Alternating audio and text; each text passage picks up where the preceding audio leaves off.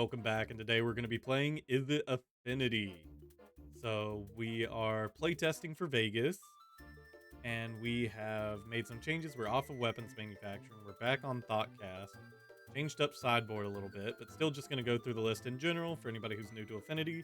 Whole point of Affinity is we are trying to get out Master Oogway here, Blastoise, Turtle Cannon, whatever you like to call him, Kappa Cannoneer. You get him out for as little as 1 mana, he's difficult to kill. He gets big, he hits hard, he's unblockable most of the time, 99% of the time. Most of the time you get this guy out like turn 2, your opponent's dead on like turn 4. We're also playing Pinnacle Emissary, so every time we cast an artifact spell, we create a 1/1 drone and we can warp it out for 1 mana.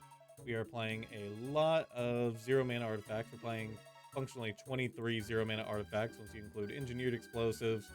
And Springleaf Drum goes mana neutral, so in a way we're playing 27 0-drop artifacts. We've got some ramp in the form of Mox Opal and Springleaf Drum. Springleaf Drum being able to be used with Memnite and Ornithopter. We're playing 4 Mishra's Bauble as a 0 mana artifact that cycles itself. We're playing 3 Tormod's Crypt for some graveyard interaction. 4 Engineered Explosives. I've been blown away by how good this card is. It's fine on 0 to be able to improvise your Kappa Cannoneer, get more tokens off of Pinnacle Emissary. And in some matchups, you'll cast it on 1 or 2, or I've even done it on 3, to blow up part of the opponent or all of the opponent's board. We're playing a little bit of an Urza Saga package here. We'll get to Urza Saga in a moment. Aether Spellbomb to bounce creatures, Haywire Mite for artifacts and enchantments, Lavaspur Boots for haste, Pithing Needle to turn off activated abilities of Planeswalkers, Goblin Charbelcher, whatever activated abilities we might be concerned about, Shadowspear for some Trample and Lifelink. We're playing 3 Thoughtcast for some draw. This is what we're playing over the weapons manufacturing and Claws of Gix. In our lands, we're playing 17 lands. We've got 3 Fiery Islet, an Island, an Otawara, 4 Spirebluff Canal, a Steam Vents, 4 Urza Saga, and 3 Sink into Stupor. You really run out of gas quickly in this deck because you're normally just dropping your hand turn 1, so you want your lands to be doing other things than just being lands. So Fiery Islet can turn into a draw, Otawara can bounce things, Sink into Stupor can bounce spells or non-land permanents if they're problematic.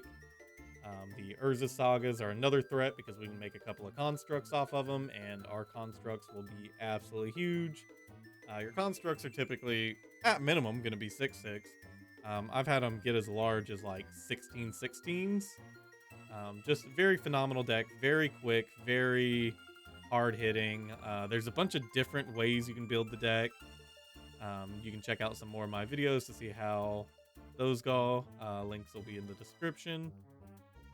For sideboard, we have 4 Metallic Rebuke to deal with sideboard hate. So if opponent brings in Wrath of the Skies, if opponent brings in Meltdown, things like that, that's what we got the Metallic Rebukes for. Mystical Dispute is for blue decks and the mirror, so we can counter Kappa Cannoneer or Pinnacle Emissary with the Mystical Dispute. 2 Galvanic Blasts for things like Collector Roof, Clarion Conqueror, and Karn the Great Creator that would turn off our activated abilities of artifacts. We've got 2 Vandal Blasts to blow up problematic artifacts like Vexing Bauble, Chalice of the Void.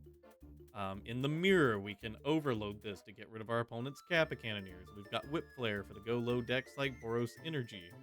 We've got Ashiok Dreamrender and Blood Moon for the multicolored decks and Amulet Titan. And then we've got 1 Void Mirror here for the colorless Eldrazi-tron matchups mostly.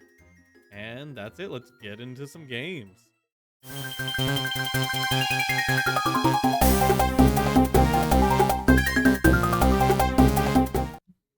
Quick transition before we launch into today's league. Cadets, I want this channel to be more than just my mission. I want it to be ours. So I'm opening the airlock and bringing all of you fine space travelers on board. You may have noticed some new warp speed transitions between matches, and here's where you come in. Over the next week, I want you to drop your favorite white magic cards down in the comment below. I'll be choosing some of them to feature in the match 1 transition, complete with a shout out to the cadet who suggested it. Don't worry, the rest of the color pie will get their turn in orbit. We'll hit blue, black, red, and green in the coming weeks.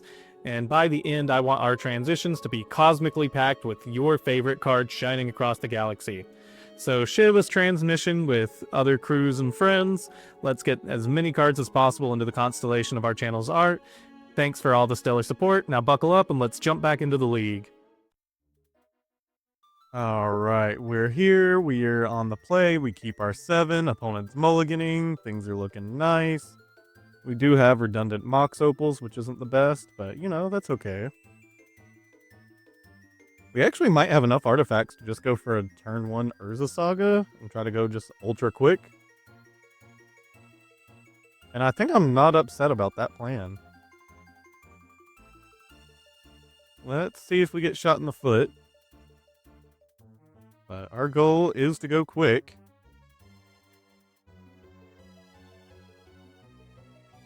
Oh, Blecher, okay. Glad we're going quick.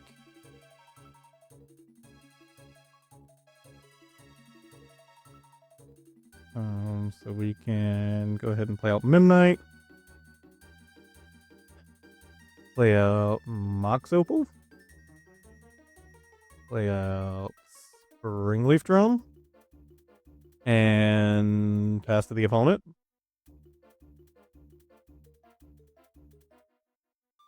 Plan from the opponent. A Philology Archaeologist, not our biggest concern.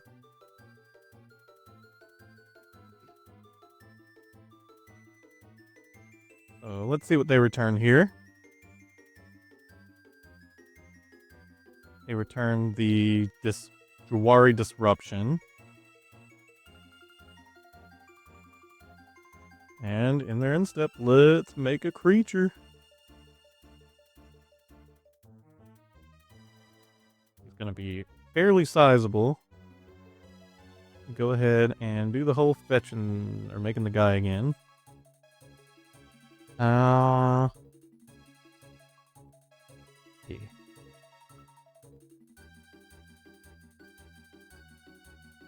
Here, Lavaspur Boots would also be nice, but I think we just grab the Pithing Needle, take the right route.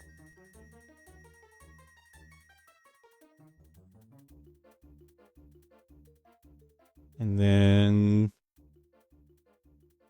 just play a tapped land? Okay, opponent gives it to us there. Alright, let's see what we've got in the sideboard for him. Alright, so we're going to cut 4 Engineered Explosives, an Aether Spellbomb, a Shadowspear, and a Tormod's Crypt. For 4 Metallic Rebuke, 2 Mystical Dispute, and a Void Mirror. Void Mirror seems a little strange considering we're playing 18 0-drops. But we're going to play them out before we play the Void Mirror, and this is going to get around things like Flare of Denial, Force Negation, Disrupting Shoal, Lotus Bloom. They have a ton of 0-drops that they do tend to cast, and we're just going to do our best to play around those. I just noticed the recording was failing on us. Wow, what a great hand. We'll keep that. Does this have potential for turn 1? I think we got potential for a turn 1 Kappa here. Spirebluff Canal. If they counter it, they counter it. Ooh.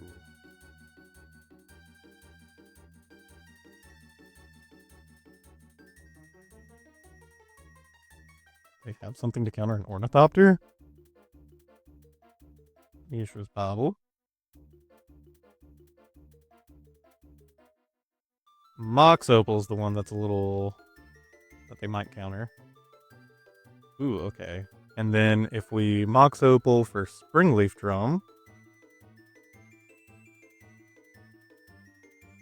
Okay, if they do counter this one, I might cry. Kappa Cannoneer incoming!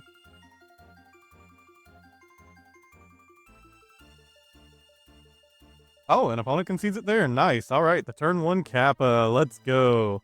All right, we'll be back in a moment for the next match.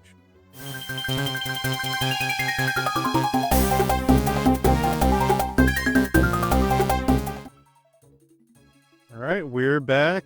Seems like a reasonable keep. Not the fastest in the world, but we'll take it. We'll take it.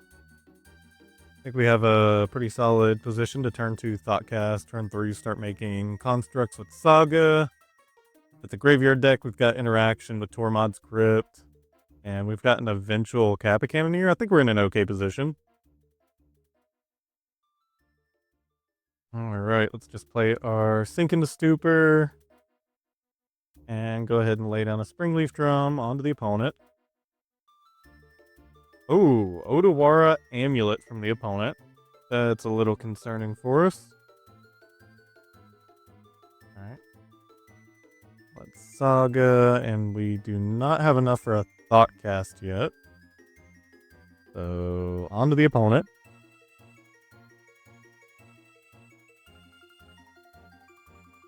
Another Amulet. Oh, goodness. And a Crumbling Vestige. This is going to be 3 mana for them.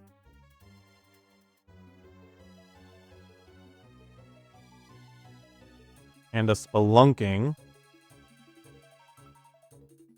The Suva, which is going to enter as a copy of Crumbling Vestige.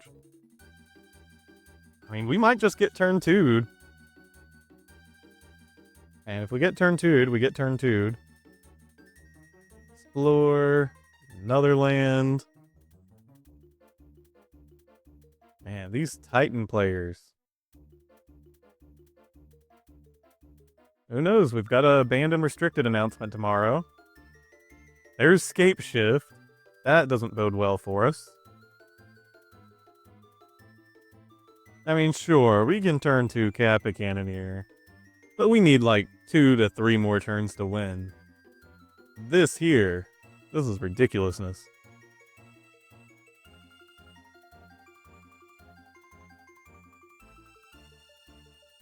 Alright, so bunch of mana from the opponent.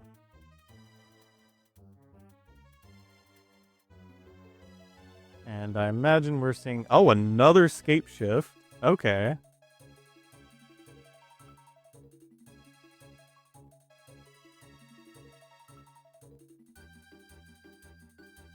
This time, Lotus Field, Simic Growth Chamber, Teleria West. They're going to return the Teleria West. Truthfully, I'm just going to let y'all watch this out. To kind of just see the power of Titan. Titan is an incredibly strong deck in the format. I don't imagine we'll see a ban on it tomorrow, but we'll see.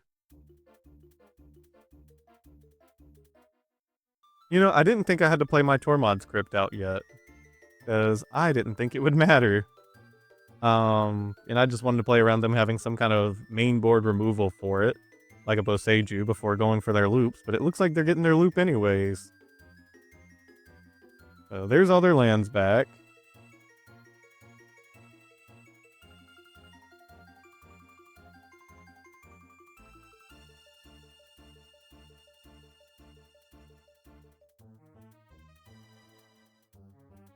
And you know what? For the remainder of the combo, I'm just going to let it play at like 4 times speed.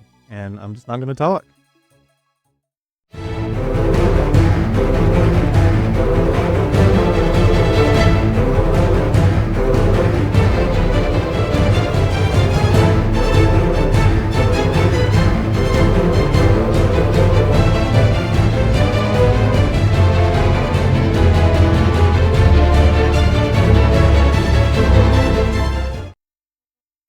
Alright, here we're bringing in 2 Blood Moon, an Ashiok, 4 Metallic Rebuke, and 2 Galvanic Blast. This is just for Collect Roof, really.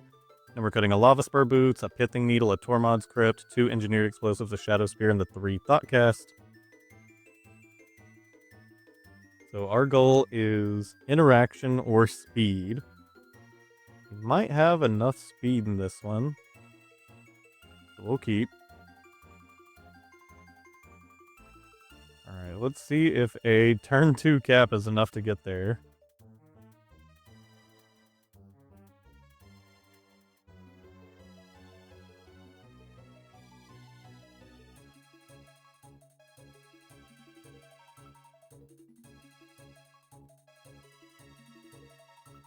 Oh my god. Yeah, that happens. And now we're in an awful position. I gotta say, this isn't the most favorable matchup. So, we'll play the Sink into Stupor. Not pay life. 1, 2, 3, 4, 5. Yeah, so we can't this turn. Go ahead and attack. And then in case they play Collect Roof next turn, we do need to be able to float the red mana in order to Galv Blast them. Would they pitch? Green Sun Zenith. Okay, so they ditched their way to get Collector Roof. Amulet Titan's just gonna have to be fine.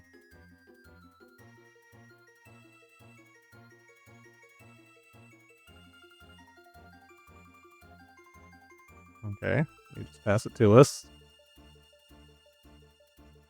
Okay, this is enough for the Kappa Cannoneer. But we're tapping out, which might just make us dead.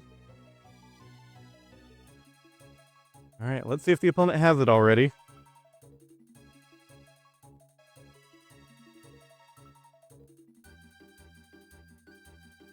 Okay, there's a Spelunking now. The opponent's getting a lot of hedge mazes here, but they're mostly just throwing lands to the graveyard.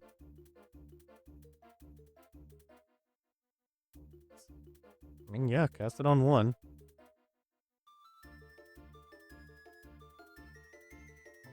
And then the question is whether to just go ahead and use the engineered explosives to get rid of the amulet.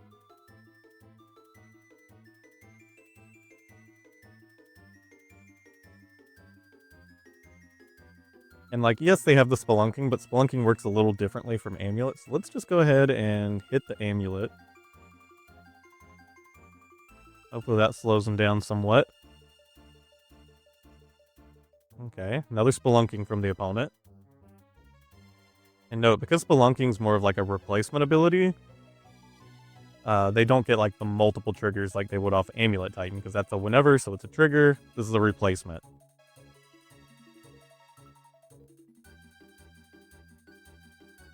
Okay, looks like they're getting a decent amount of mana. Okay, there's prime time.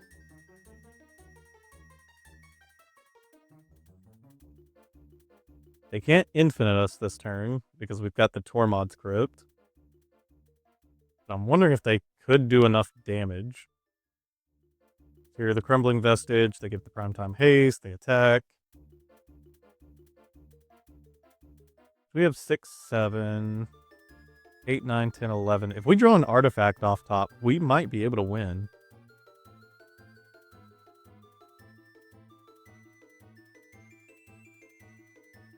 Okay, so here they grab Simic Growth Chamber, Boseiju. I don't think there's anything that we're worried about them Boseijuing on our end.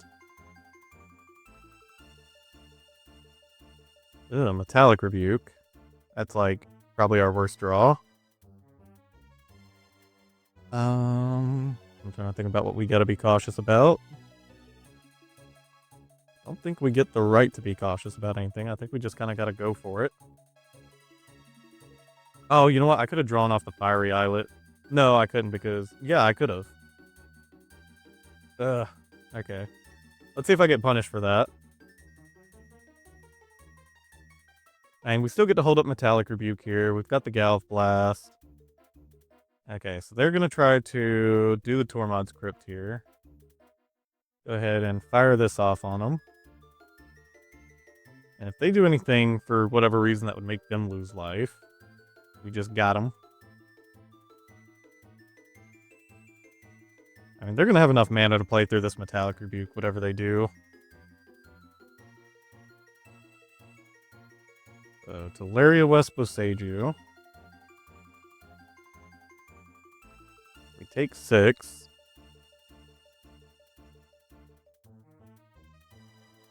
Simic Growth Chamber. They're going to Teleria West here.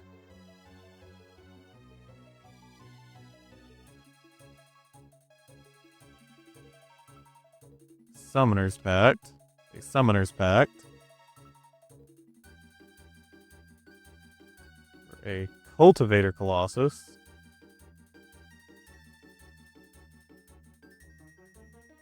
So they have the mana to pay for this. Doesn't matter if they give it haste. Nothing changes with haste. So we just got to allow it. They're going to get a bunch of stuff here. There's going to be some delayed triggers on the stack. But artifact off top should give it to us. I don't know. At this point, they might be able to do something about the Kappa.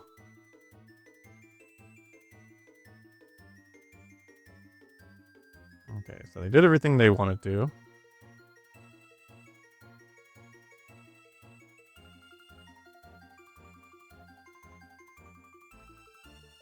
Okay. So now we can Galvanic Blast them.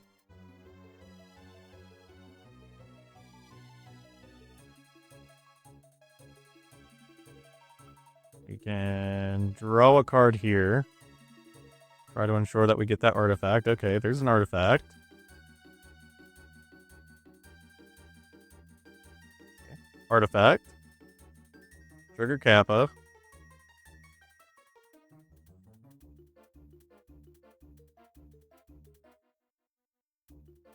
Oh, and you know what? There's not really anything we can do about that. Okay. Yeah, they can pay the ward 4. Hindsight, maybe we should have let off on the Aether Spellbomb. So, grab Island.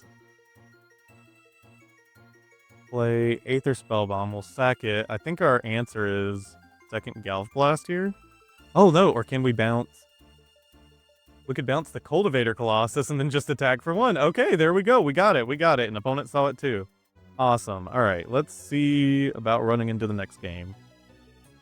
I mean, truthfully, I think we just run it back. Let's run it back. Okay, we have Blood Moon. It might be a little too slow, because it's a turn 3 Blood Moon. If we draw into a Mox Opal or a Springleaf Drum, though, we're probably chilling. We've got Mishra's Bauble to cycle once. Let's keep it and see what happens. Maybe it'll be a learning experience. But opponent's already having a mulligan, so they might have a slower start anyways. Okay, opponent kept their 6, though. Let's see what they got. Okay, they're already starting off on an Amulet and an Urza Saga. Let's Mishra's Bauble ourself, because this lets me know whether to go for Urza Saga this turn. Okay. No reason to go for Urza Saga this turn. We'll pass it to them.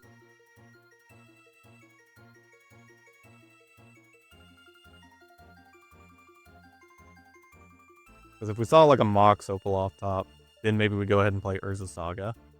There's a Collector Roof. Like a little bit of an issue, but not that big for us. I think we can just reasonably keep all of these artifacts in hand, pass to the opponent.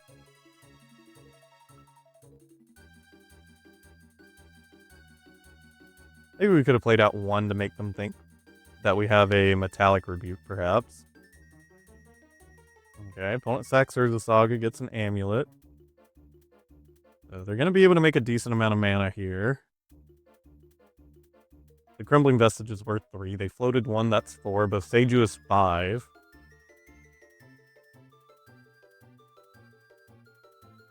Okay, they Force of Vigor our Urza Saga, which is actually kind of a big issue for us. Now that puts us another turn behind on Blood Moon.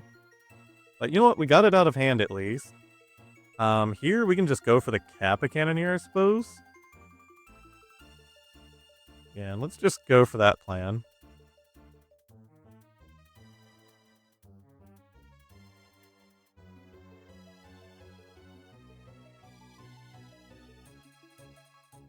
Yeah, we might not be able to activate our artifacts. We can still improvise with them. And then opponent's going to have to do something this turn. And then we get to Blood Moon them. So Simic Growth Chamber is going to be a decent chunk of mana for them. I do think if they have the Titan here, they do just win. There's an Arboreal Grazer. More mana. 1, 2, 3, 4, 5, 6.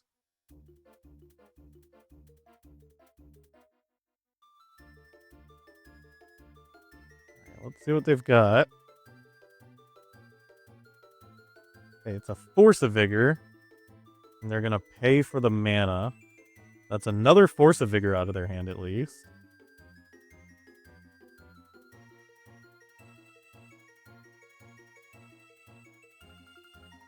We're not going to have an island after this, and we won't have access to blue mana unless we find island.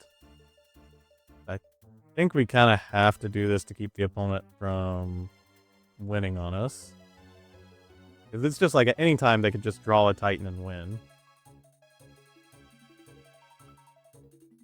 And yeah, they're going to get the 2-2 beat down us for a bit, but we've got 7 turns to try to find anything. Galv Blast for this Collector Roof would be ideal. And we don't have to block until we have to. Okay, Engineered Explosives is basically nothing. Here...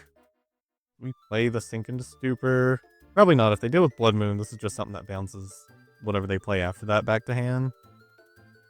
And the Engineered Explosives isn't really doing anything for us.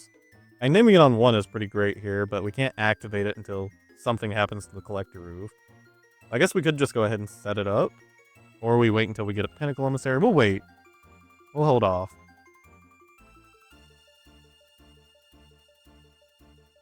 Hits us with Oof. Oof.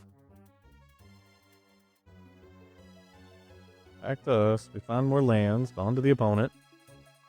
For a deck that doesn't have that many lands, we're seeing a lot of them. 1, 2, 3, 4, 5, 6 lands out of our 17 in the top 14.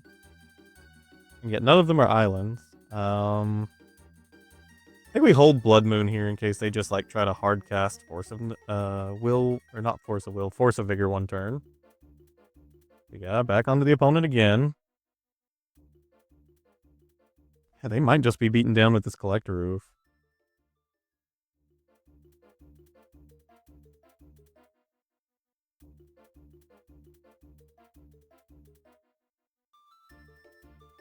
Okay, Memnite.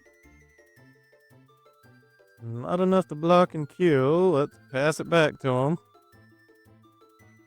We slowed things down to a crawl across the board.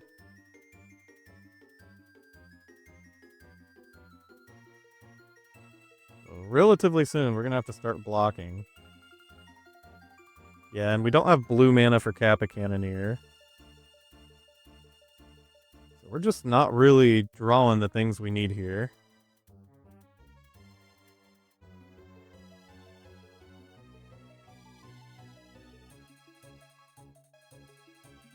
This is the last time we can take a hit. Okay, there's the Pinnacle Emissary. A little late, but I guess better late than never.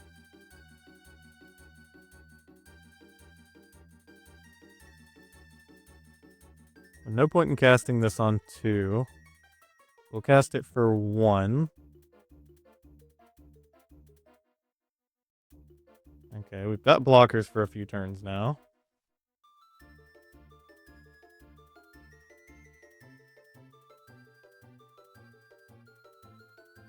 Opponent attacks. We'll block with an Ornithopter.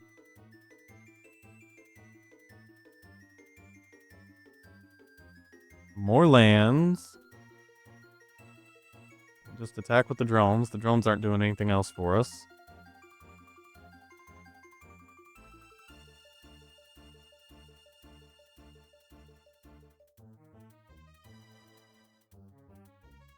Block with the Ornithopter again.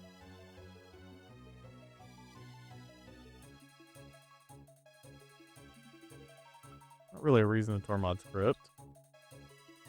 Okay, we do have to find something, anything next turn that's relevant. Or we do just die to Collector Roof Beatdown.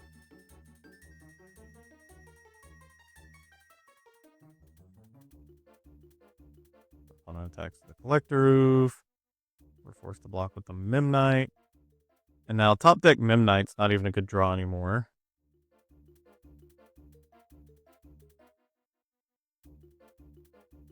Okay. Ornithopter just buys us another turn.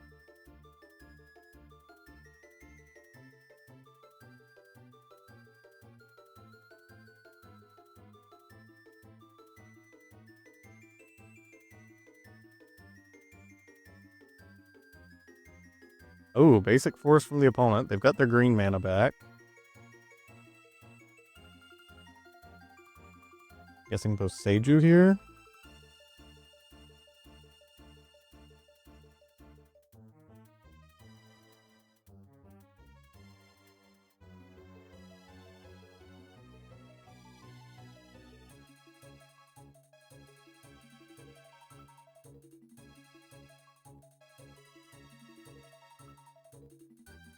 Boseiju target here. We allow it.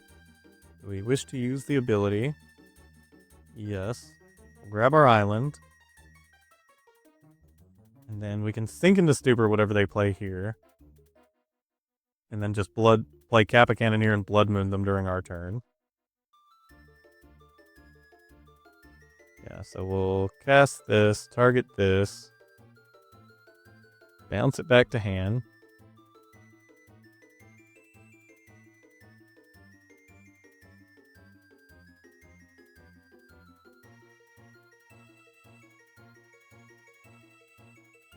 Again, we're forced to block here. This is turning into a long Amulet Titan game.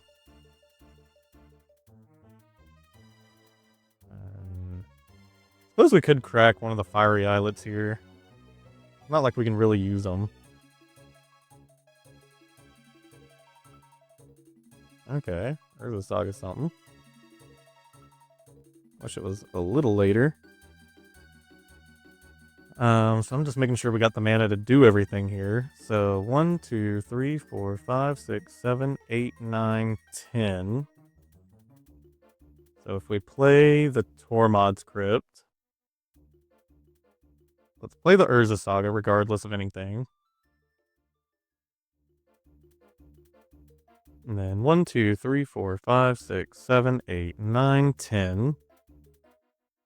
We should be able to cast the Kappa and the Blood Moon. And actually with the Tormod's Crypt, we can sacrifice the Fiery Islet as well. Let's go for that. And then gonna make sure we Kappa. Here's where we gotta tap down all our artifacts. Okay, yes, we do have enough to do it all. Sacrifice this.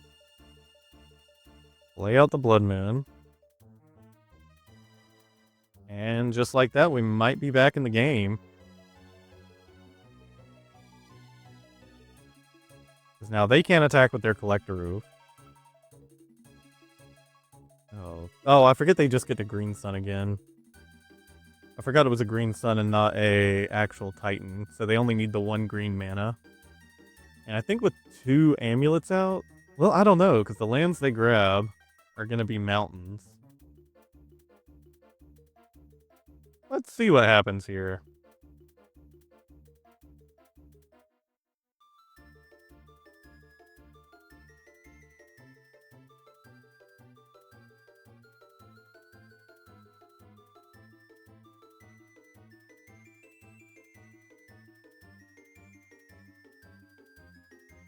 So they get a couple of forests.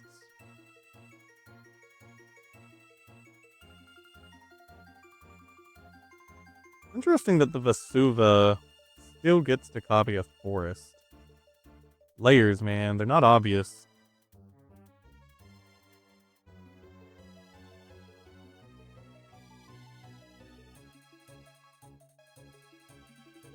Okay, so we land. We Pinnacle Emissary.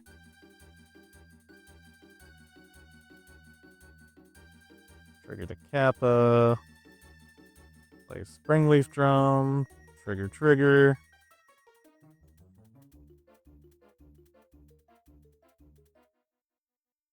And our Kappa's large enough to block the prime time.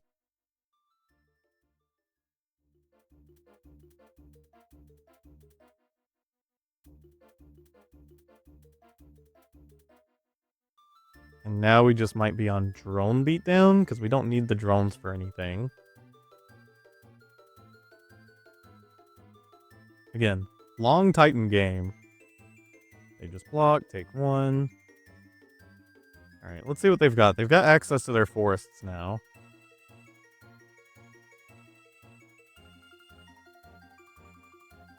Cultivator Colossus, another prime time. Cultivator Colossus, okay.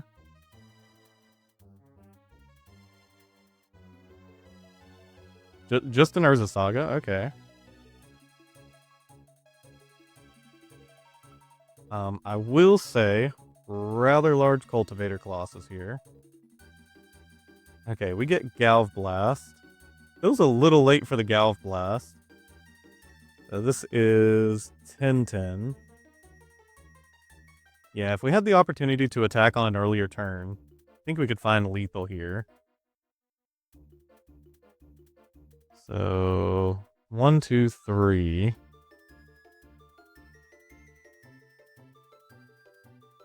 Yeah, I mean, we can Galvanic Blast the Collector Roof, get all of our artifacts back.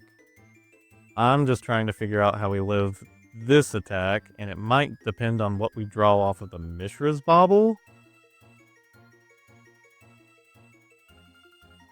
I think that's just what life's gonna have to be. I mean, it's more important to know what they have. Another prime time incoming. So if we sack this, we get rid of all the 1-drops. Includes our Boreal Grazer and the 2 amulets. Let's do that. And then these can't block here. So we just kind of got to attack there anyways.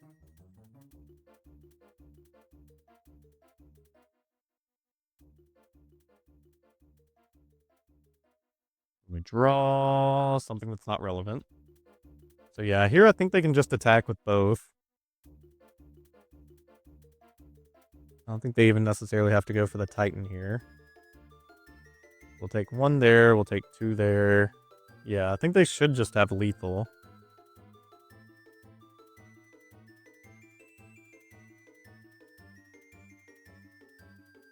Another green sun? If for whatever reason they don't attack here, we could have game. We do have game next turn if they don't attack. But I imagine they're going to attack. I don't see any reason why they wouldn't attack.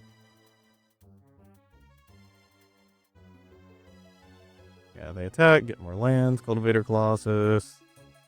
And then we're probably just dead. Yeah, block as much of it as we can. I mean, Aether Spellbomb would have been cool, but no, you can't have your cake, eat it too. Alright, well that was Amulet Titan. Let's get into the next match.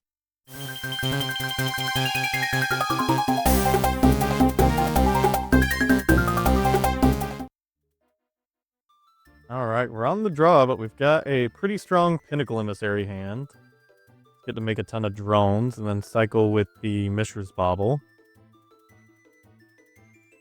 Don't know what we're playing against, though. Thoughtcast. Cool.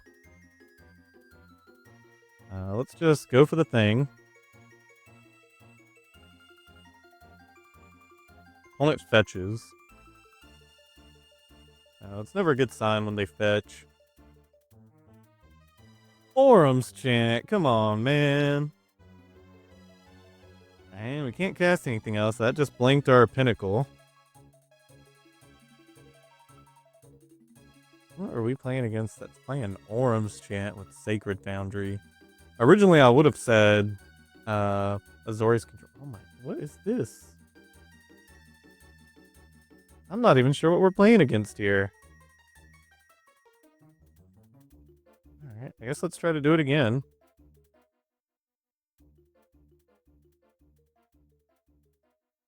So, play out the everything that we can.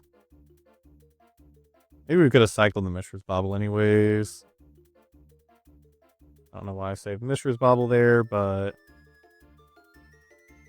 playing against something with Orum's Chant and Delighted Halfling. Okay.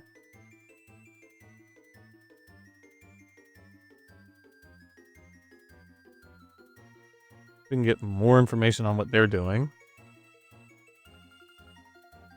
Nope, just a Windswept Heath. Okay. And they have 4 mana, a Sacred Foundry, a Forest, Delighted Halfling, Orum's Chant, blue mana, Omnath. Okay. I'm gonna be honest with y'all. I don't know what's going on.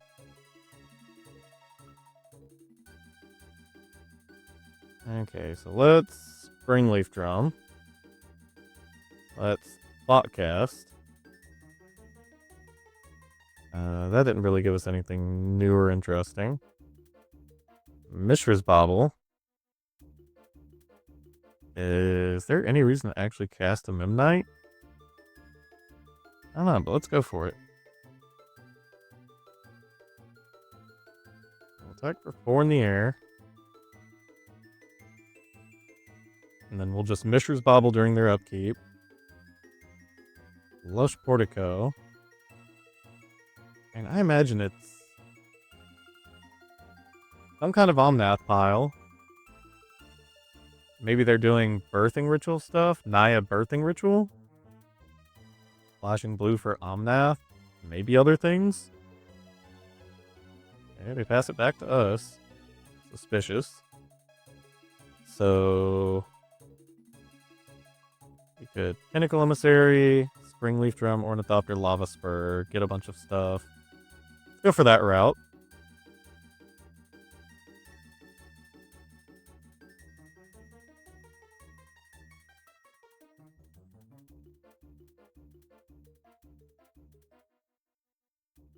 Ornithopter. And if at any point they have a Wrath of the Skies, we're probably crying. We can just tap the Ornithopter. And then let's get in on the attacks again. We won't sacrifice. We could sacrifice 2 Memnites to deal 1 more damage. I don't think it's going to matter.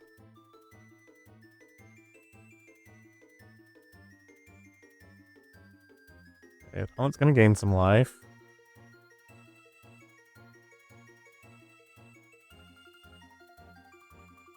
We play an Urza Saga.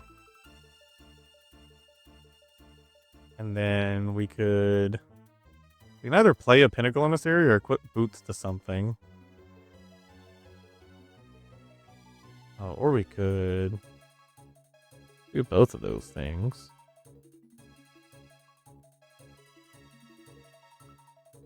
And then I don't think they're trading an Omnath here. So tap a Memnite, put the Lavaspur Boots to the Pinnacle Emissary.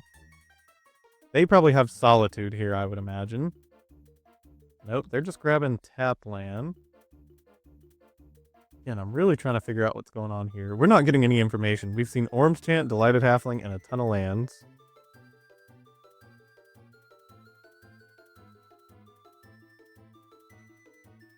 Oh, I forgot about the Delighted Halfling. Yeah, they still had enough mana for Solitude. I was trying to figure out how they cast Solitude there.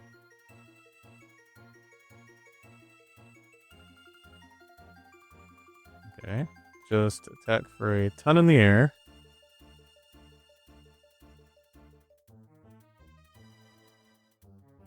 And then again, every land the opponent plays, unfortunately, is just kind of like 8 life for them. If it's a fetch land, I suppose. So sage you that. Okay. Yeah, we'll grab our Steam Vents here. Quantum Riddler. Honestly, Quantum Riddler seems pretty tight in these Omnath piles. And with the Lighted Halfling, it does give you the opportunity to, like, turn to Quantum Riddler, Ephemerate it.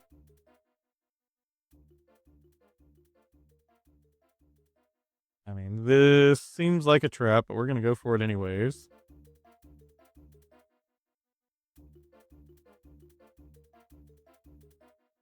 Okay. Well, that's fine by me. So we have a Sink into Stupor that we could use, or kind of just go for this Pinnacle Emissary plan again, which I'm very happy doing.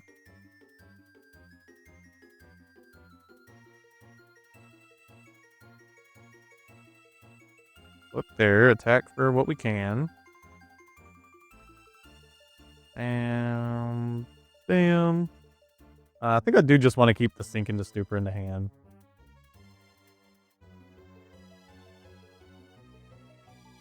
And all the opponent. Yeah, Omnath is like actually enough of a problem for us that... Okay, they're making a mana. 1, 2, 3, 4, 5, 6, 7, 8, 9, 10. Okay. That's a lot of mana. So, Warped Quantum Riddler. They draw a couple cards. Probably just have enough to hardcast another one.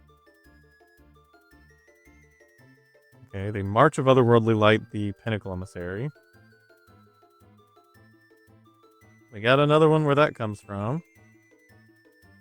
Opponent takes their first blood of the match. Playing Urza Saga. Will Pinnacle Emissary.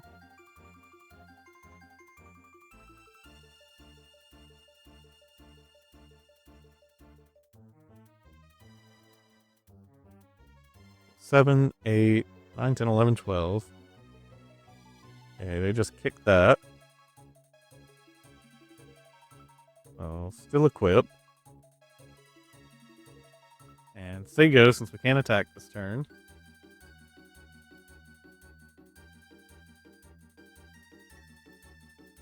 I've never considered Omnath as being a card that would be difficult for this deck.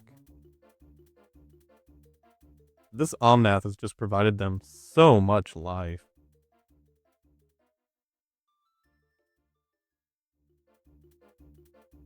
Okay, to Fairy.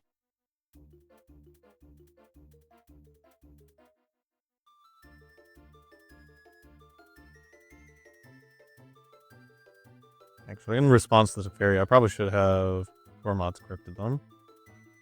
Let's just make sure that they can't get back land with Ren and 6.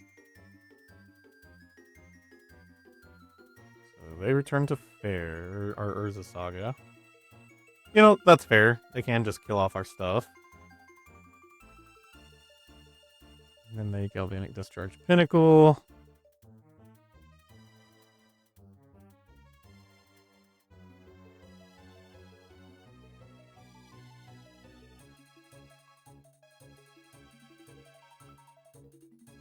So these Sink into Stupors are basically dead with the Teferi out. We can get rid of both of these by attacking with the drone tokens.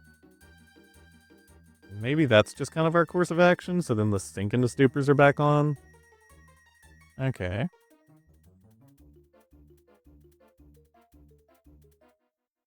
Let's attack 2 of them at the Teferi. 3 of them... Oh. These 2 at Teferi. Need to attack 3 at the Ren and 6. And then we get to send the last 2 to the opponent.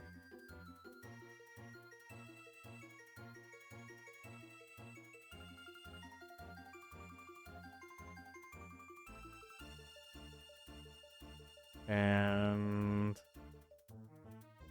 yeah, let's just keep what we got going here. I don't think Sink into Stupor is going to be that important here.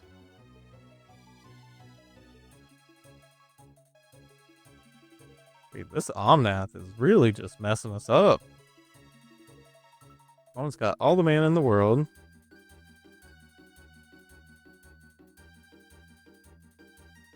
There's a Quantum Riddler. They draw 3.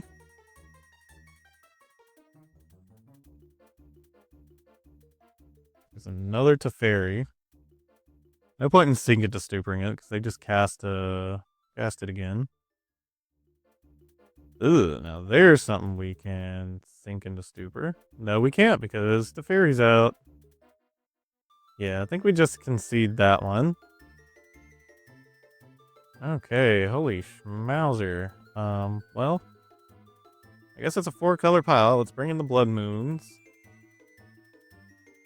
Let's Galvanic Blast, Mystical Dispute, and Metallic Rebukes. Engineered Explosives looks like they're going to do nothing in this matchup. I haven't seen anything that we can Haywire Mite yet. Don't think there's anything that we meaningfully want to Aether Spellbomb. Shadowspear might be important for just some of our constructs getting through. I feel doubtful that they're a Flage deck. And then maybe we just cut a Thoughtcast. This might be overboarding, but let's try it. No, no, no, no, no. Oh no, we forgot the thing. We are horrible at magic. We'll keep it and hope for the best. Oh, that's so bad.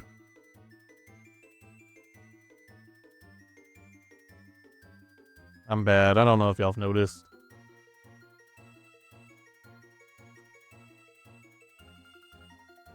Y'all see, normally I just cut in normal proportions, but I like to show y'all what exactly it is that I'm doing. So now we're doing the 70 card deck.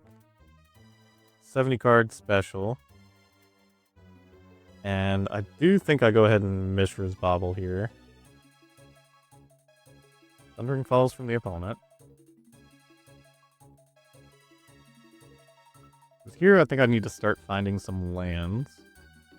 Okay, it's like nothing happened, except we found out that the opponent had a Thundering Falls that they were going to play anyways. We're not quite at a Kappa yet, but 1, 2, 3, 4, 5. Any 0 mana artifact does get us there. So we'll just say go.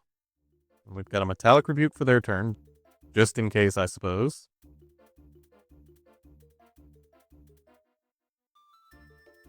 Alright, 0 mana artifact. Land works too. Play that, pay the 3. Cast on 0, even though this card wasn't even supposed to be in the deck. Cast for 0. And something tells me we're about to get Worms Chanted. Yes. So no point in Metallic Rebuking. I think they're just trying to buy a turn to stop Kappa Cannoneer.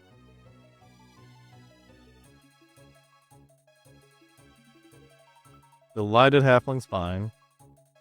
Lighted Halfling's far from a problem for us.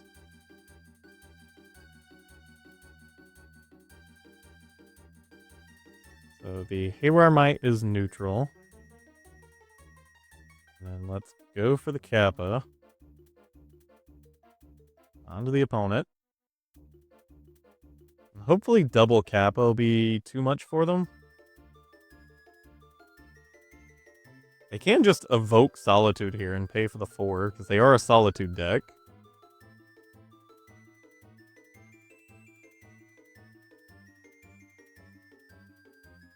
Okay, there's the Fairy. And a Quantum Riddler. They'll draw 2.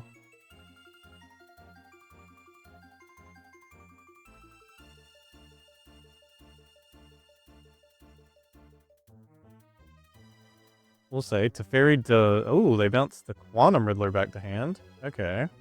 They want to draw some more next turn. So here we can go Kappa Cannoneer.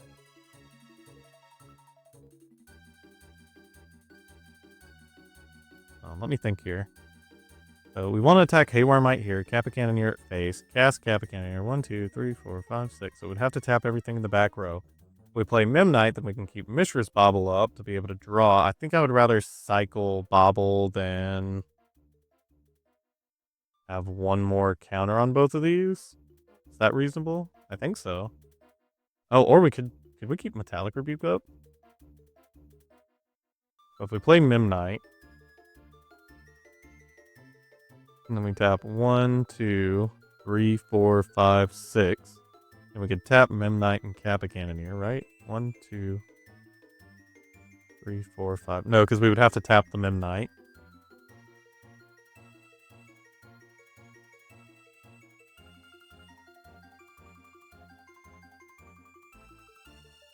What's the worst thing that could happen giving them a turn? Just give them a turn. We're just going to make some big scary Kappas, make this be a problem for them.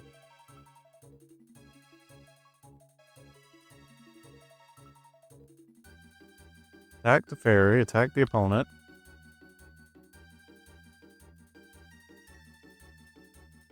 And then now they got to answer to us.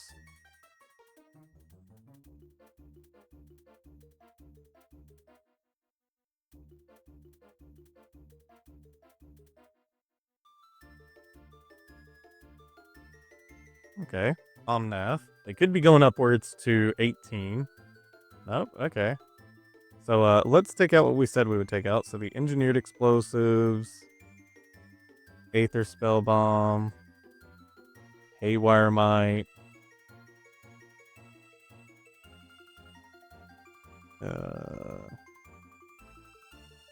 we say the Tormod's Crypts,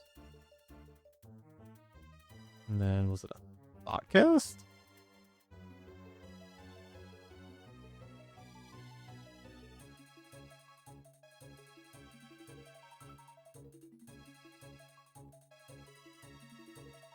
And then we're just more spell-centric?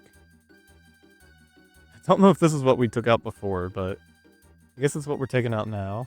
We'll run her back.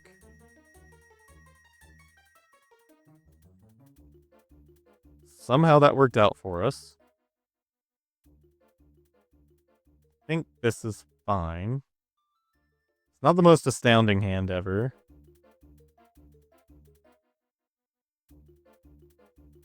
If we do this turn, we could make some things to be able to Thoughtcast next turn. Yeah, let's go for it. So this might be the part where they Orms chant us. Or maybe not.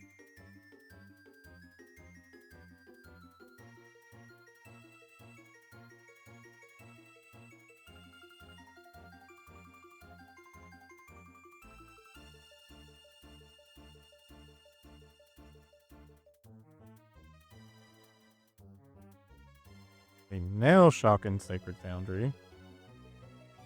Okay, this is our last one anyway, so they Solitude, not a huge issue for us.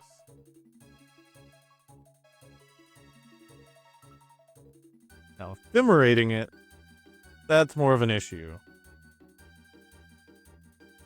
Now, they basically just get to get rid of our board. And we got a lot less going for us. Now, here I have to debate between Mishra's Bauble or trying to Thoughtcast next turn. So we're going to get to keep one of our artifacts. So 1, 2, 3, 4. So we would have to draw a 0 mana artifact anyways. Just try to get to our stuff as fast as we can. We see Wrenn and 6 from them. That probably just means we're not having any artifacts anyways. Because now they get to Solitude one of our guys, and then they're probably going to Wrenn and 6 the other one. Ugh, what a development.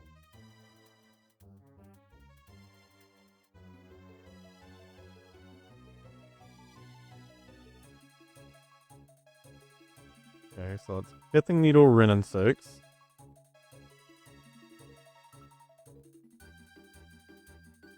Cast the Mishra's Bauble. We'll pass it to them.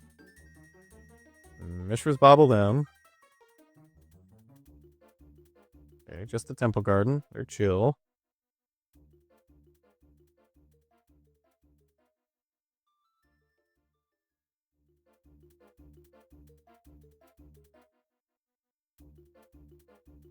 Okay, so that goes up. I'm gonna figure out if we can Mox Opal. Let's start by just playing this. Life total's not that important. So if we make a guy, 1, 2, 3, 4, we use the Mox Opal mana to cast Thoughtcast. Yes. So the answer is yes, we can cast Thoughtcast. We do have to make the Urza Saga token during our turn. Okay, and there's a Kappa Cannoneer for next turn.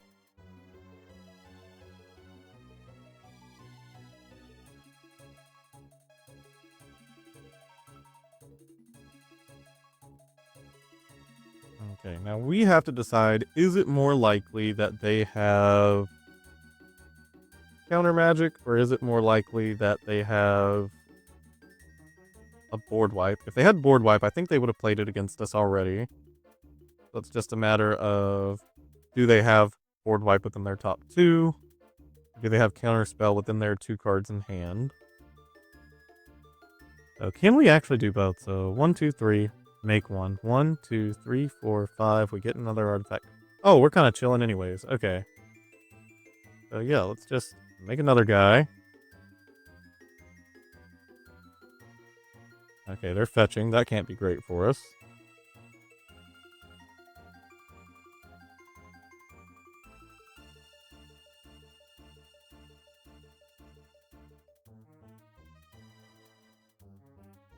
Okay, and then what do we grab here?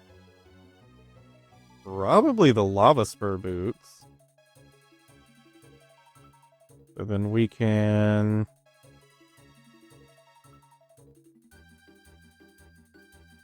play Urza Saga. We can play Mishra's Bauble. Go for the Kappa Cannoneer. So blue, tap, tap, tap. We leave that. I need 2 more. Tap, tap. Alright, Kappa Cannoneer's here. Put Kappa Cannoneer here. And then let's get in on the attacks. Attack the opponent. They take the block on the construct. And then let's see what the opponent has here. Supreme Verdict would be really bad for us. Okay, they Quantum Riddler. And that's game. Alright, GG opponent, GG.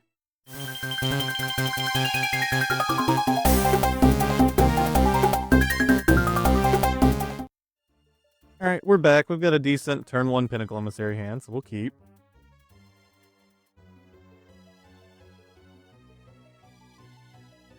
Alright, let's... do we Fiery Islet or Steam Vents? We'll Steam Vents. Cast here. Cast here. And just keep them going.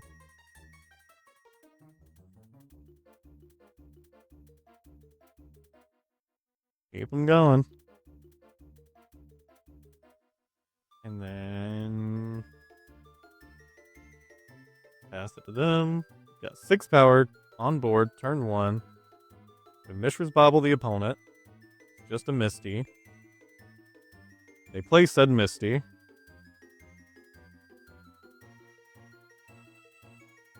We're gonna draw a couple cards here. Okay, another Pinnacle Emissary. This one's only really making 1 token. Isn't as impressive, but we can go ahead and play down the Memnite. Try to go for a really aggressive game against the opponent. Play land. We'll attack all.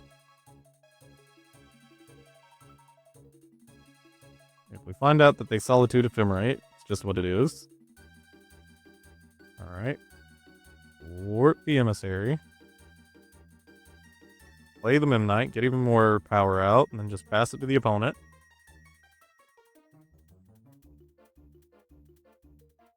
You grab Meticulous Archive. We're hoping it's not Wrath of the Skies. Don't be Wrath of the Skies. Forest. Okay. Okay. Well, we might be dead.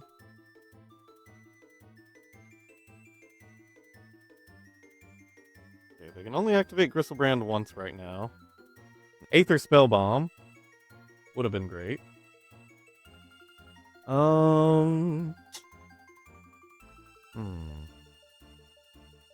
I think because we're probably going to crack this Fiery Islet anyways looking for an answer to Gristlebrand, let's just go for it. So if it's a land, we can just go ahead and play the land out. It's an EE. And we attack all. They're in a pretty good spot that way. One of those hands where Claws of Gix actually isn't the worst, because we could just block Gristlebrand and then stack the Throne tokens. That way they don't gain life. But unfortunately, that's not what we're looking at right now.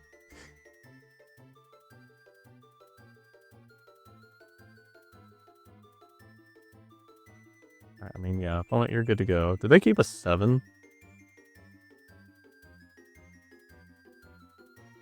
did, yeah. So we had no information to go off of except for a misty rainforest.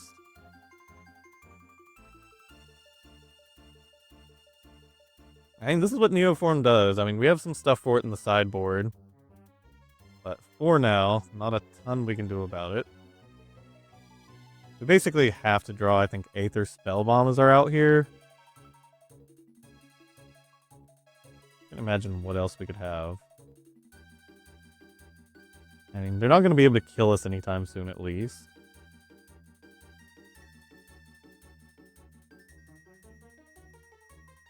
I don't know why I'm bothering attacking. Life totals probably don't matter. EE's really bad in this matchup. I don't think it's doing much against them. I don't know. They have Vexing Bauble. I do think they main Vexing Bauble.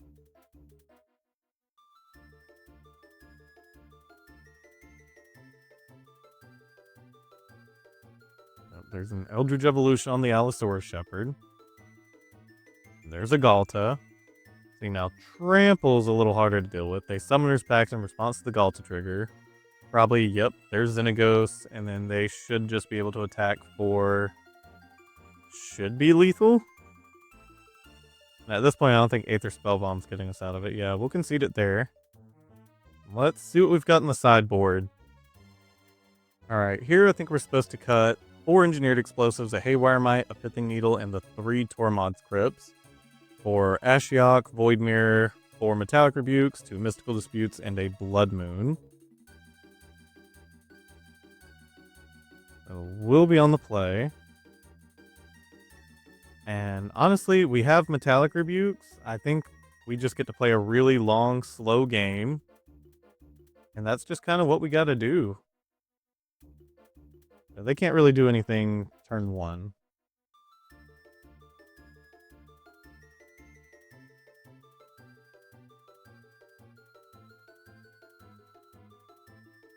We'll Fiery Islet this time around.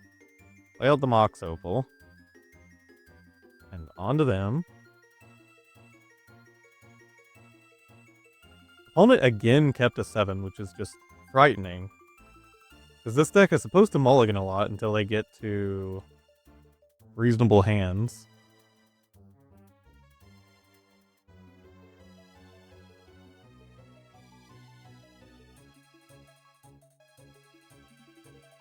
Okay. Urza Saga is kind of nice, because if they don't do anything during their turn, then we just get to make the construct. And if they do something, then we just get to counter it with Metallic Rebuke. Don't think we care about Eladamri's Call. I think that's fine. I don't think that's the one we're concerned about. They grab the Allosaurus Rider.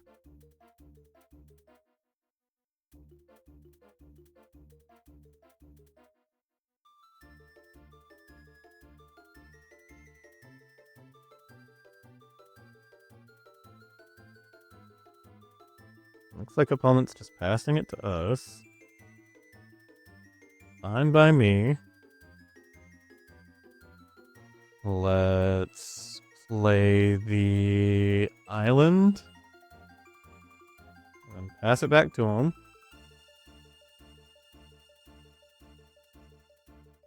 And now we can both make construct and Metallic Rebuke.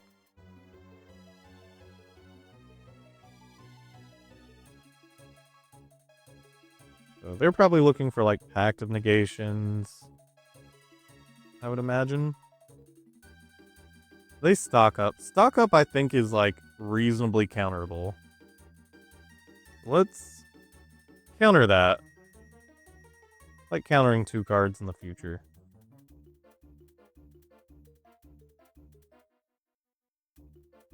And Metallic Rebuke that.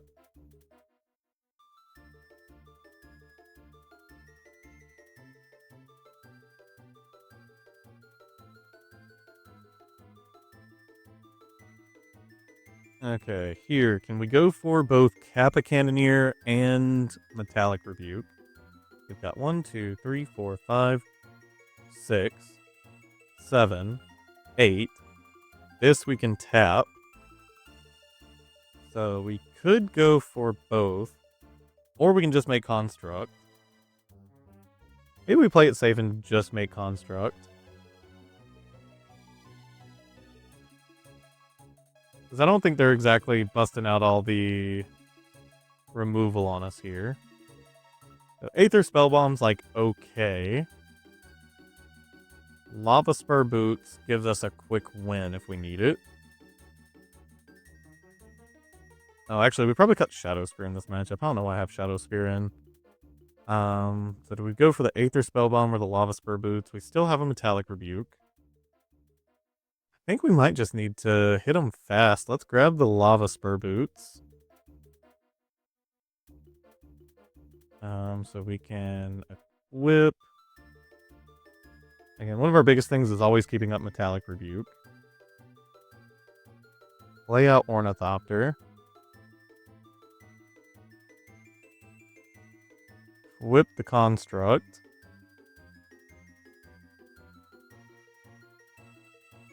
And 1, 2, 3, so we can play the Steam Vents tapped.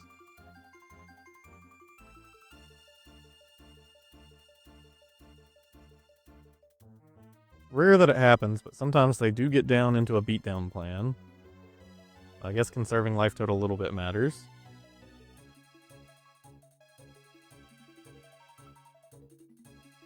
And honestly, actually, I'm a little scared here. Maybe we should have grabbed the Aether Spellbomb, because at this point, if it's Neo form, they can play around that. Because Metallic Rebuke's not just a straight counter spell. They can still just pay the 3, so if they have 5 mana, that's enough for them.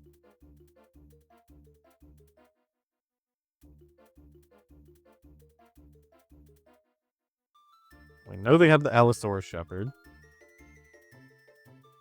There's the Allosaurus Shepherd.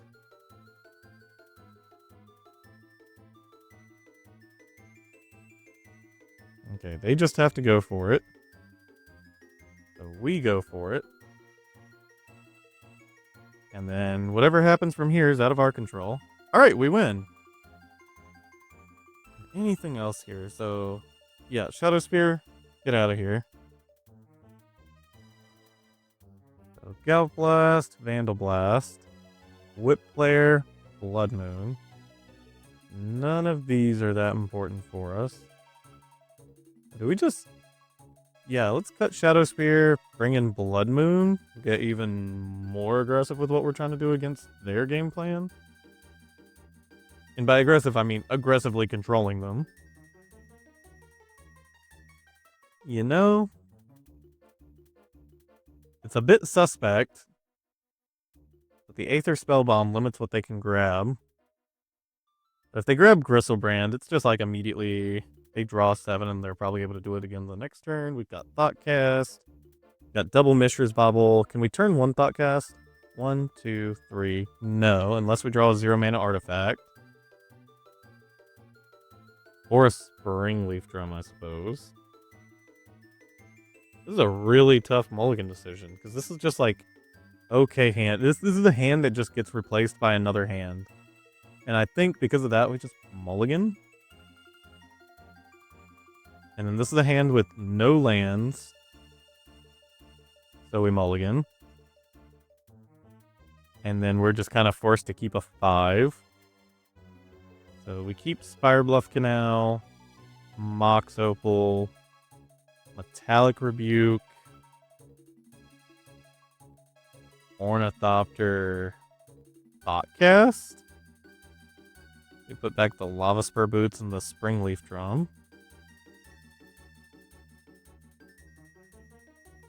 Yeah. Let's let us hold up a turn 1 Metallic Rebuke at least. The opponent had to mulligan to... Nope. They're still on 7. They've stayed on 7 every single game.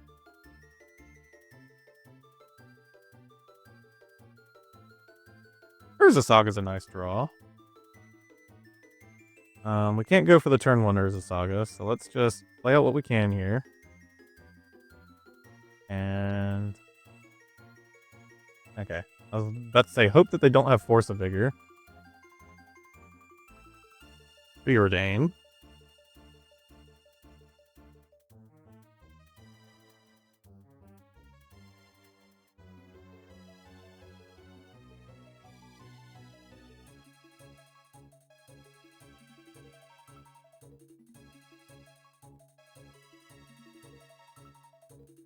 Okay, nothing there. Here's an Urza Saga. Be honest, normally I am super stoked to see Kappa Cannoneer. Not right now. So 1, 2. Yeah, we can't even cast the Thoughtcast, so just pass to the opponent. And then we need 0 mana artifact to make the Urza Saga relevant or a land.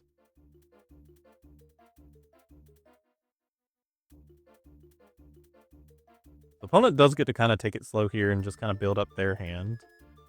They put Eldritch Evolution in the graveyard, meaning that they're probably looking for their Allosaurus Shepherd. Ugh. Stock up's awkward.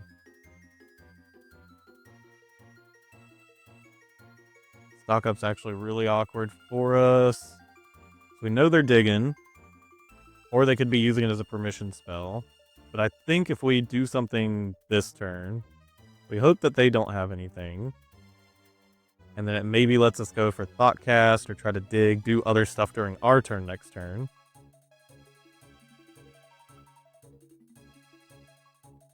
Okay. Land. Spirebluff Canal. So at this point we're choosing between Construct or Thoughtcast. 1, 2, 3, 4, 5. We'd have to tap out to cast the Thoughtcast. I think we'll take it a little slower here. Let's see what we can get with Thoughtcast. Not a ton. Not a ton. The opponent gets a free turn here.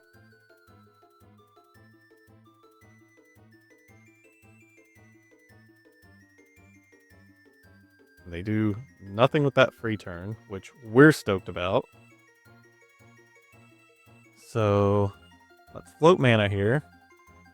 Say okay. Probably grab the Aether Spellbomb or a Springleaf Drum. Here the plan is going to be going for Blood Moon. They do get to fetch for a forest if they want. I just don't want them to have something to kill Mox Opal and then we're cut off blue mana for our entire game. Go for the Springleaf Drum. They play a decent amount of removal. Go for the Urza Saga. And 1, 2, 3, 4, 5, 6, 7. But yeah, we kind of just go for Blood Moon here. Oops. Gotta pay for the red.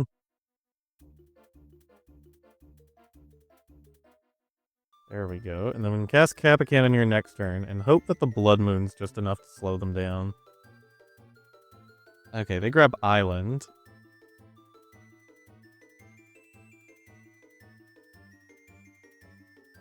Maybe they have Forest in hand? And yeah, we just pass it to them. So let's see how much Blood Moon helps in this matchup. And them completely passing to us, gotta admit, feels pretty good. We'll play out land. We'll go for our Kappa Cannoneer here.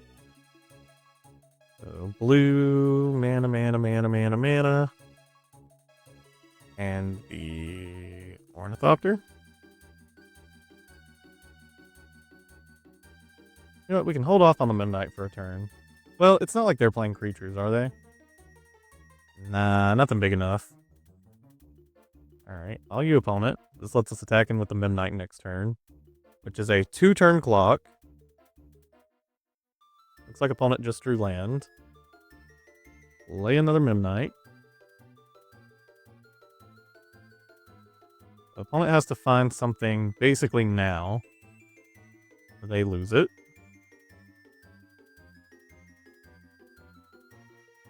Alright, and GG, that's game. Good game, opponent.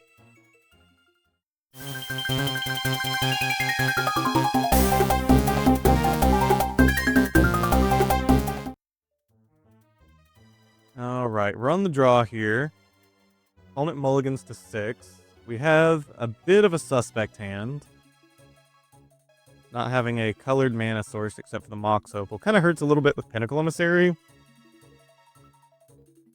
Okay, but that's interesting. So we'll just go Urza Saga. Truthfully here, we might just go for, like, the full-in Saga plan.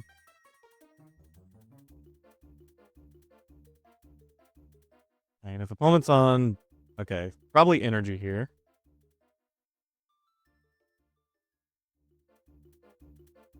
It makes me think it might not be energy if they didn't have a turn 1 or 2 play.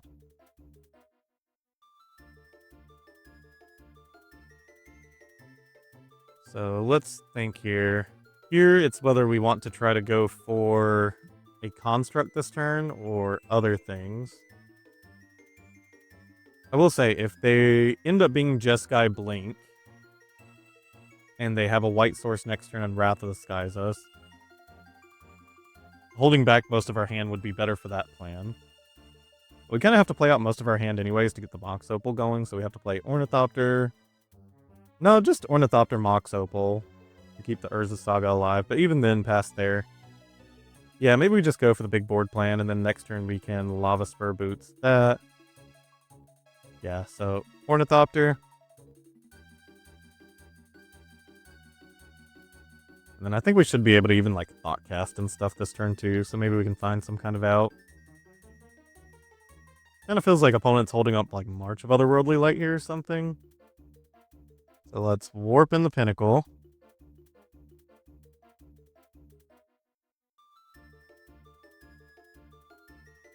Let's go for something besides Mox Opal here. Go for Tormod's Crypt.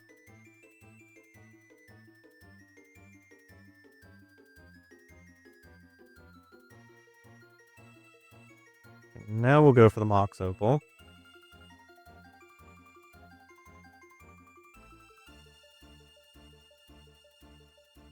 Okay, opponent goes for the Solitude here. Take the Pinnacle Emissary. I think they should have done it on the first cast, but this does make me think that it's now Jeskai Blink.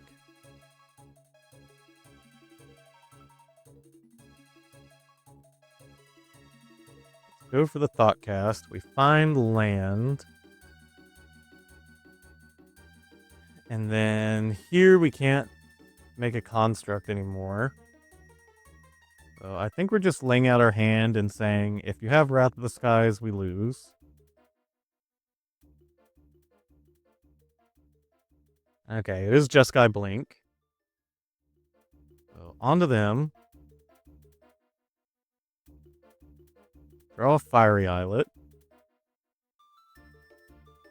Here's the island. Oh, and a Fable. Okay, we're fine with a Fable.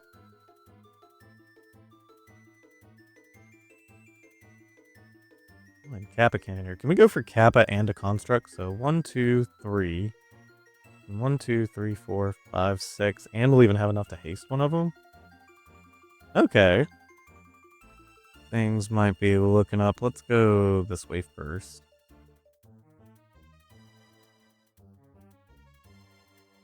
And then what do we want to grab here? Honestly, any of these are fine choices.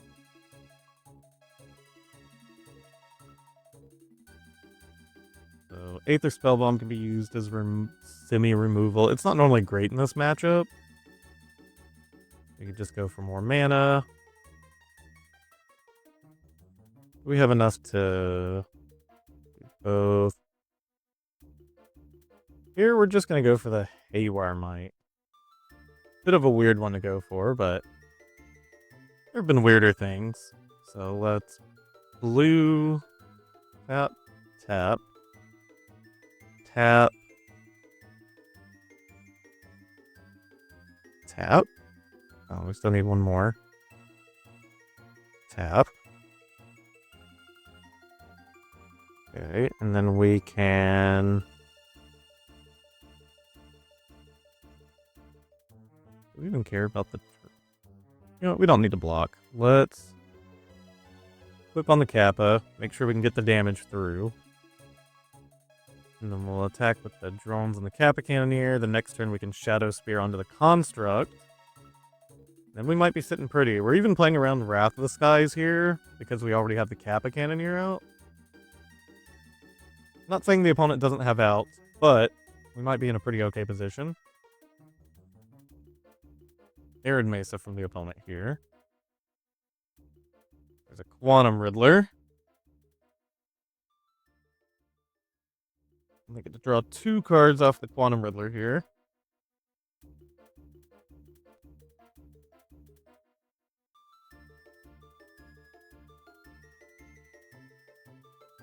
Okay, if they attack with the Goblin Shaman, they might just be doing that to get a treasure.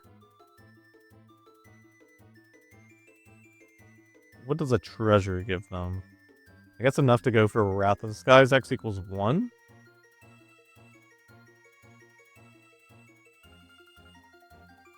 I mean, would be a decent position for him. Is probably helping him rebuild.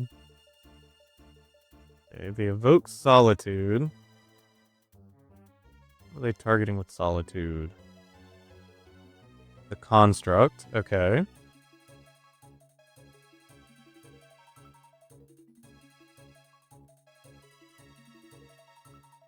They're just trying to draw more off the Quantum Riddler here. They end up pitching to Fairy Blade. Okay.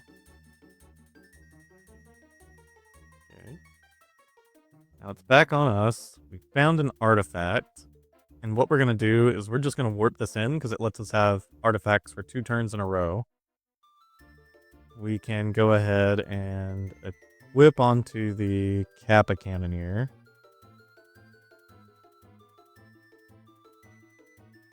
Go for, yeah, doesn't matter what we tap. We just need to leave something up with the Haywire Mite. Let's go attacking. And then if the opponent doesn't have anything during their turn, then we should be sitting mostly pretty. And we're at 38 life. We might have time to just rebuild anyways. Actually, let's go ahead and Haywire Mite Bauble.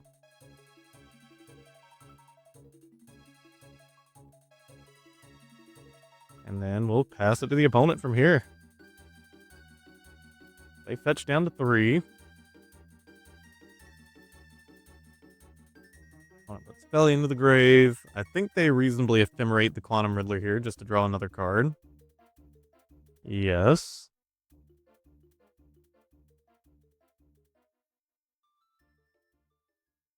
Meticulous Archive. Alright, here's a Felia from the opponent. Trying to figure out what that does for them. Okay.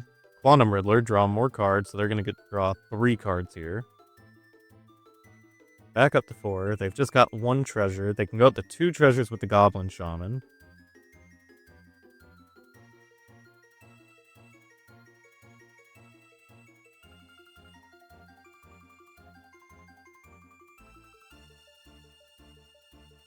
They decide not to attack with the Goblin Shaman.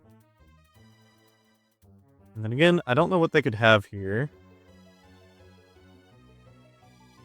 So let's just play the Mishra's Bauble. They might have Solitude, Ephemerate, exile their own things to gain enough life, maybe? Maybe we should have went for the Pinnacle Emissary first. Oh, or they're just going to consign a memory of the trigger, so that way it's not unblockable. Okay, that's fine. We'll just blue, red, other. Cast that. And there we go, okay. So let's see what we've got in the sideboard. Alright, here we're going to cut 4 Engineered Explosives, an Aether Spellbomb, a Haywire Mite, a Pithing Needle, and a Thoughtcast to bring in 2 Mystical Dispute, 4 Metallic Rebuke, and 2 Blood Moon. Alright, let's get back for game 2. This is like a somewhat suspicious hand, but I'm going to keep it. Let's just hold up Metallic Rebuke for a lot of turns where we're just trying to go for Urza Sagas. So go ahead and run out some quick Memnites to hold up Metallic Rebuke for turn 2. Again, I don't think there's anything we're fearing from this deck on turn 2, but just in case. If they go for like a Stony Silence or something, that would be one of the situations. It doesn't hurt this hand specifically, but could hurt us later on down the line. Opponent's just fetching here with an Arid Mesa, grabs Elegant Parlor. And Flage in the graveyard, because why wouldn't they? Fun fact about Elegant Parlor. 99% of the time, Flage to the graveyard. Ooh. Blood Moon could be pretty spicy next turn. That might be one of those types of things that could just lock the opponent out of the game. We probably should have attacked with at least one Memnite there. Actually, probably not, because if they just flash in Felia, that's pretty bad for us. So, Meticulous Archive, they're keeping on top this time. We're kind of hoping they go for Wrath here, so that way we can just Metallic Rebuke them and then Blood Moon. But now the Blood Moon's just cutting them off of white mana, since they found their basic island. And the deck normally plays 2 basic planes.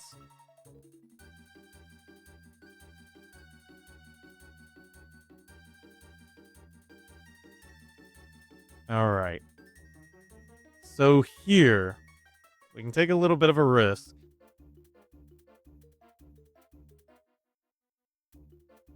We play another Urza Saga. Now here we got a debate between going for Blood Moon, seeing if they just have some form of counter magic, and then they Wrath of the Skies.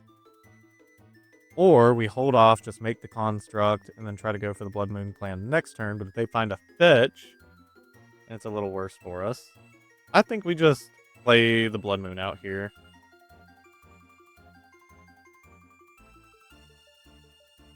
I guess Felia here is also pretty bad, because then they can just blink the moon. Okay, nothing from the opponent.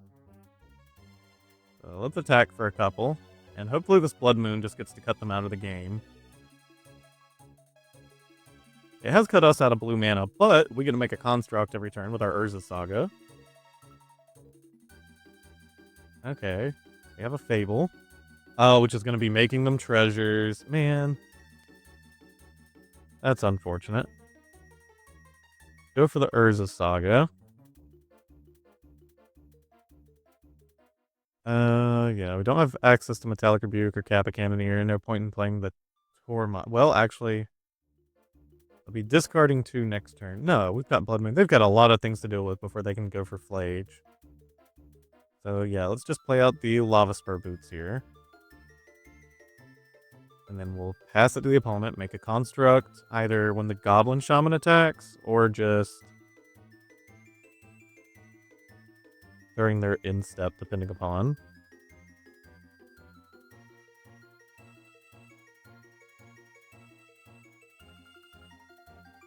Opponent discards 2 more Flages, so this Tormod's Crypt in hand is looking pretty solid. Truthfully. Opponent plays basic Mountain, not the basic we're worried about. If there's a time for the Goblin Shaman to attack, it's going to be now. Yep, so they make the treasure token. We go for our construct. We take the block. Okay. Flashes in Solitude.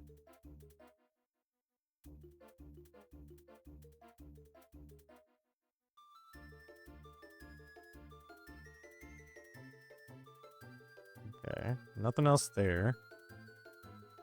So here, let's go ahead and play out the Mishra's Bauble and the Tormod's Crypt.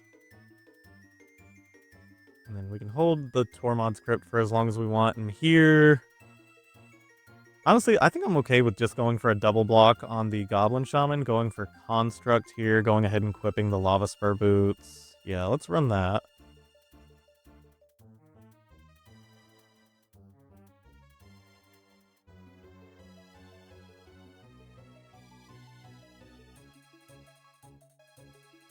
So we're swinging at them for 7.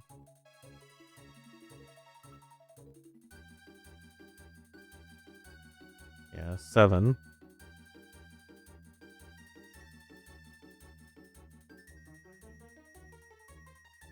Let's just go ahead and see what the opponent's working with. Land doesn't do them too much. Opponent says lull. Makes me think that the Goblin Shaman might just be a problem for us. They're going to get second treasure token here, and if it's a Wrath of the Skies, then we're in a really bad position. So yeah, they attack. No time like the present.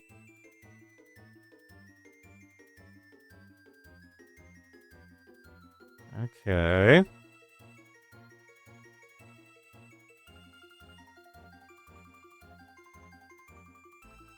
You know what? We could have went for... No, we didn't have Springleaf Drum at that time. Alright, does the opponent have the Wrath? Oh, we were supposed to Tormod's Crypt. I forgot that the 2 white was going to be enough for them to cast a Flage.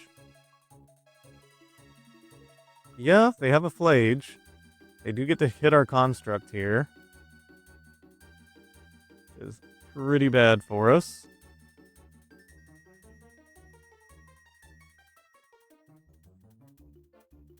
Yeah, that was bad. I should have fired off the Tormod's Crypt a lot earlier.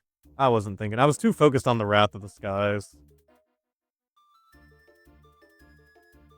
Okay, another Urza Saga over here.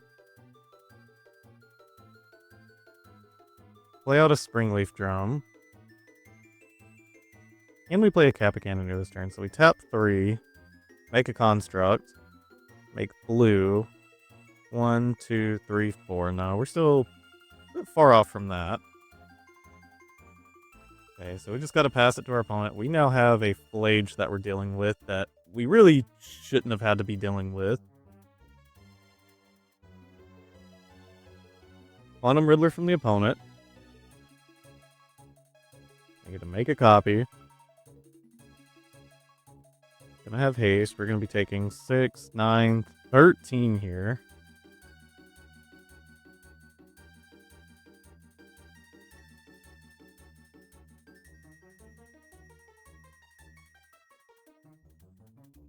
He didn't attack with the Quantum Riddler.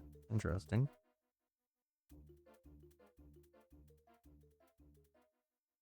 Yeah, this Flage is helping them stabilize a lot here.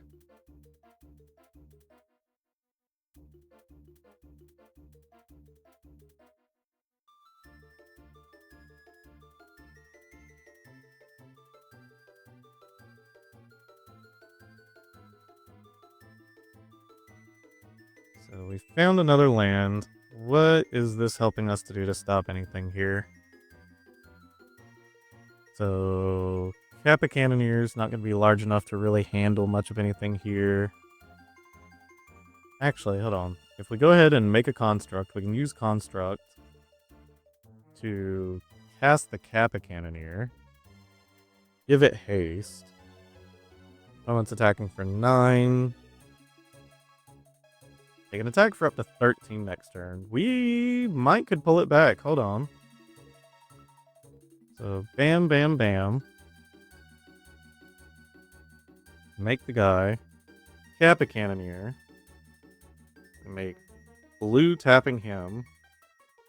And then mana, bam, bam.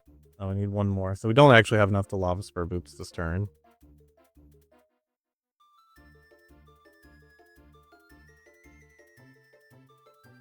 Does at least make the Construct big enough to block the Flage. Maybe we just take that course of action. I think the opponent was saying lull whenever they had 3 Flages in graveyard, and then we cast the Tormod's Crypt. And then I think we got lulled. I think we just got mind tricked there. Okay, this makes the opponent pass it to us. They don't want to lose their Flage. We're just finding more lands. At this point, we get a Metallic Rebuke, but it's not like that important. We could make a Construct here.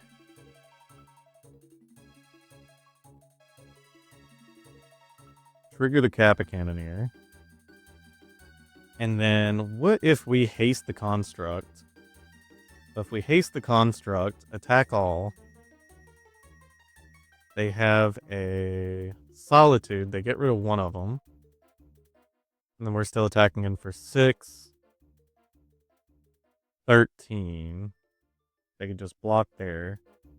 Flage wouldn't be enough. Let's take an aggressive course of action. Nah, let's hold off. We don't need to be aggressive. We're kind of the ones that are the aggressors here. We're kind of just keeping things cash.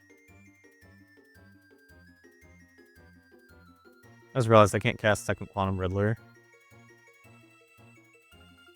7. We can move. I think if they had Solitude, they would have used it already. Just move this back over here. Pass to the opponent.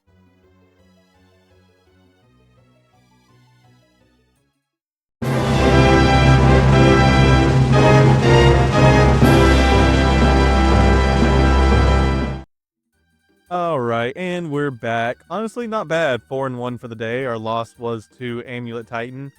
That deck can be a little problematic for us. That last game went a bit longer than I think it should have. But they'll normally get the game won against us unless we just really aggro them. From there, we're just trying to counter what they're doing. But Metallic Rebuke isn't the best counter because they can make additional mana. They have extra mana laying around more often than not. I mean, the Vandal Blast came in, Blood Moon, Ashiok. You know, you can bring in your entire sideboard. Doesn't matter. Amulet Titan will figure it out. But banned and restricted announcement is tomorrow. Maybe it'll get hit. I doubt it because we do have Vegas in not this upcoming weekend, but the weekend after that. And I doubt they'd ban anything too big right before a big RC. But who knows? Wizards likes to shake things up. I doubt it. The format's in a very healthy place right now. I'm actually going to be having a video on that here soon. But yeah, that's going to be a wrap up for today. Thank you all for watching. Like, subscribe, comment what deck you want to see me play next, and also comment your favorite white creature to have that added to the match 1 transition. And I'll see y'all tomorrow. Peace out.